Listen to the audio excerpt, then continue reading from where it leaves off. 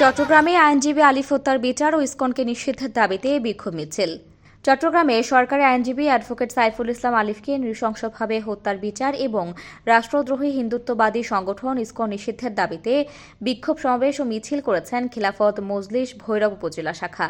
আজ শুক্রবার 29 নভেম্বর বাদজুমা পৌর বাসস্ট্যান্ড দুর্জয় মোড় নুরানী মসজিদের সামনে এ সমাবেশ অনুষ্ঠিত হয়। বাংলাদেশ থেকে ভারতের দালালি বন্ধের প্রতিবাদে বিভিন্ন স্লোগানে প্রতিবাদ জানায় খিলাফত মজলিসের নেতারা। সমাবেশে উপজেলা শাখার সভাপতি মাওলানা সাইফুল ইসলাম সাহিলের সভাপতিত্বে প্রধান অতিথি হিসেবে উপস্থিত ছিলেন খিলাফত মজলিস কিশোরগঞ্জ জেলা শাখার সভাপতি শাইখুল হাদিস মাওলানা আব্দুল আহাদ। আপনারা যদি বাংলাদেশকে ভালো না বাসেন, আপনারা যদি ইন্ডিয়াকে ভালোবাসেন আর আপনারা ইন্ডিয়ার নাগরিক হয়ে থাকেন, তাইলে আমাদের দেশে অশান্তি সৃষ্টি করার জন্য থাকবেন না।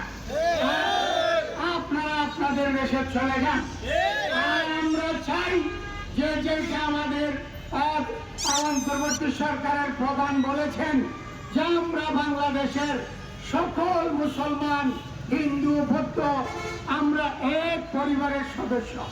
যদি আপনারা এক পরিবারের সদস্য হিসাবে আমাদের এই দেশে থাকতে চান, ছিলেন, আছেন, থাকবেন, আপনারা আমাদের ভাই। এই সন্ত্রাসী ইসকনের আমরা জোর দাবি জানাই এটাকে যেন বন্ধ করা হয়। আর যারা আমাদের এই বিচারপতি সাইফুল ভাই আলিফকে হত্যা করেছে তাদেরকে গ্রেফতার অতি তাড়াতাড়ি আমাদের অন্তর্বর্তী সরকার যেন করে। ভারতকে আমরা কোনো সময় ভয় পাই নাই, আমরা সামনেও ভয় পাই না। আমরা সবাই জিহাদের প্রশিক্ষণ দিব ইনশাআল্লাহ। প্রয়োজনে আমরা ভারতের বিরুদ্ধে জিহাদ করব।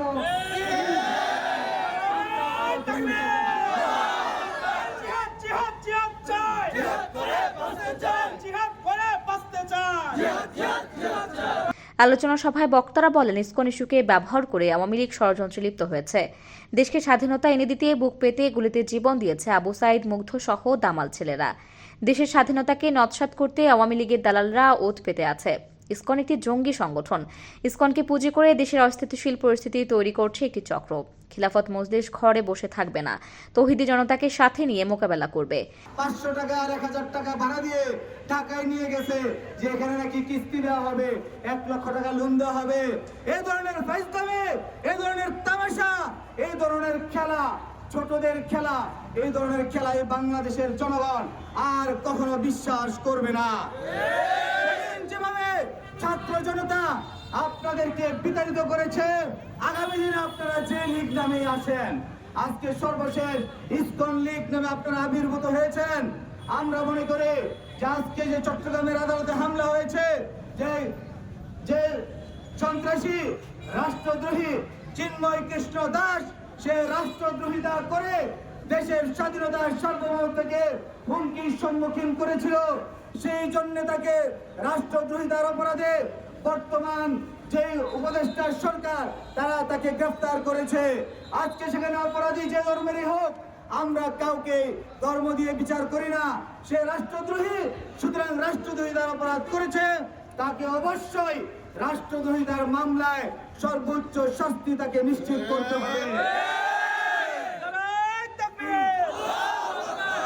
ইসকনের নেতা চিন্ময় কৃষ্ণ দাসকে দেশবিরোধী রাষ্ট্রদ্রোহের মামলায় গ্রেফতার করা হয়েছে। সে বাংলাদেশকে হুমকির সম্মুখীন করেছিল।